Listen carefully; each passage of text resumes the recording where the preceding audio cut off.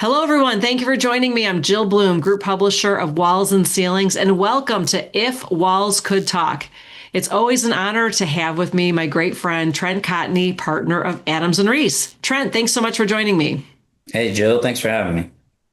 Well, Trent, I'm really excited about this conversation today because this is something you've been telling me about. You've been working on this for months, and something you're really passionate about as well as I am.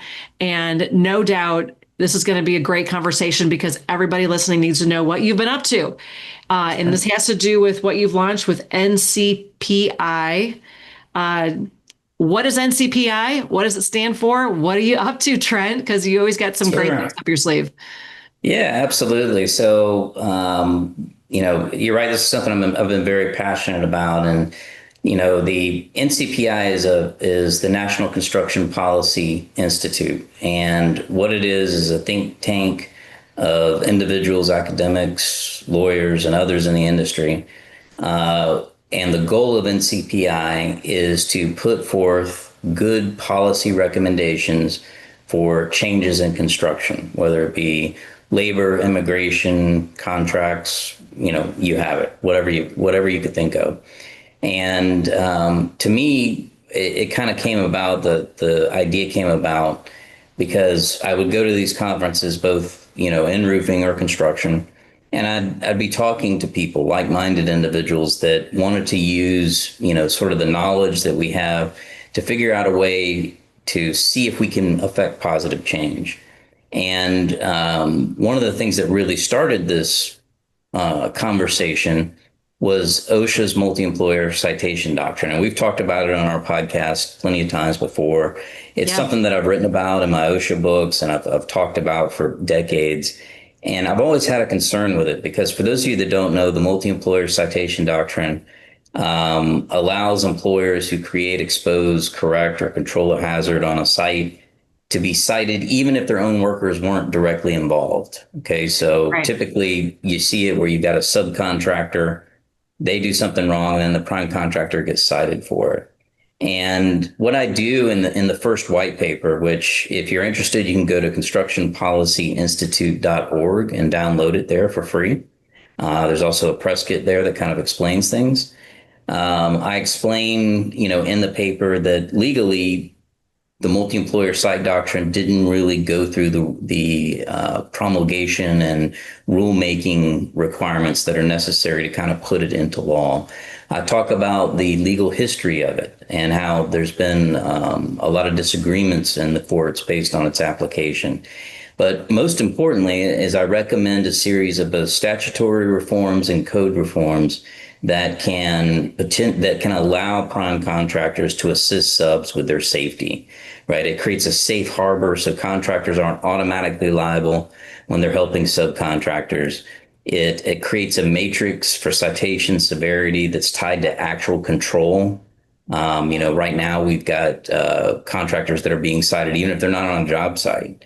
And it also creates incentives for data-driven partnerships that strengthen safety across multi-employer work sites. So the kind of thing I'm thinking about is collaborative efforts to ensure safety. The reason why I wanted to write this white paper is that time and time again, I've been asked by contractors, hey, I want to help my subs. I want to give them PPE. I want to train them. But I'm concerned that if I do that, I'm going to be cited. So what do I do? Right. Right. Yeah, And there's not a we've good talked about answer that to a that. lot. Yeah, there's not a good answer to that. So the goal of this is I would love for Congress to be able to take a look at it, for our regulators to be able to take a look at it and figure out a way to implement this change. I think we have a favorable administration, favorable Department of Labor, and these are the types of things that I think NCPI are going to get behind. Granular changes that have a big impact on a contractor's day-to-day operations. That's amazing, Trent. I mean, I know you've put hours and hours of time into writing that white paper. So everybody, please go to what's the website again, Trent? Constructionpolicyinstitute.org. Okay. Yeah. Like Trent said, you can download that for free. And the other thing too, Trent, I know that you spend a lot of time on is immigration and how do we effectively have some immigration reform that will make sense for construction. It seems like they have it for other industries, whether it's agriculture or whether it's a restaurant industry, or even you've been saying if you need an accountant, it's really easy for you to go get an accountant from another country. But how do we do this? How do we make effective change? What are you going to be doing on the immigration side? Yeah, that's definitely the next thing that we want to tackle. My issue with immigration as it stands now is we have a hardline approach to immigration enforcement, which can be a good thing, right? But we Sure. also need to have a legal means to allow foreign labor to come in here and to work our job sites. And right now, our immigration system is broken. H-2B is not an effective means to allow workers to get in here. We need some kind of temporary protected status that would allow people to come in, be taxed. We don't want criminals, but we've got to have an effective means to do that. So one of the things I would like to do is either get a white paper and opinion piece out that really focuses on the construction nuances of immigration and its importance. And I look forward to being able to work with the team and get something on that. Hopefully, if not this year, then the beginning of next year. Yes, I know you've got a lot on your plate for Right. sure, Trent. And that doesn't just happen overnight. Well, if anybody has any questions or they want to get involved, Trent, what would you say to those contractors? Yeah, obviously this is a self-funded venture right now. There's no axe to grind right now. There are no outside sponsors. It's just us trying to do something good for the industry. So if Yeah. you want to get involved, we're happy to listen. Feel free to email us. You can email me at tcotney@constructionpolicyinstitute.org or go to the website and email us there. The other thing I would say is follow us on social. On Twitter, we're at Build Policy, and we also have a LinkedIn page.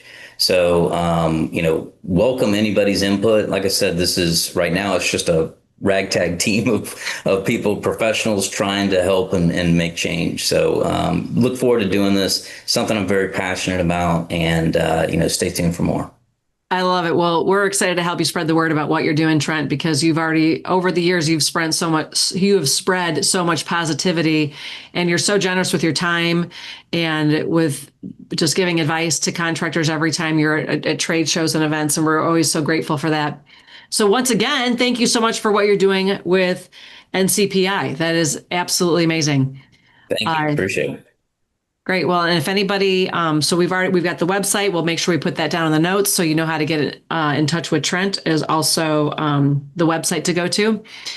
And if anybody has any questions for us, it's roofingcontractor.com or wconline.com. And stay safe and healthy.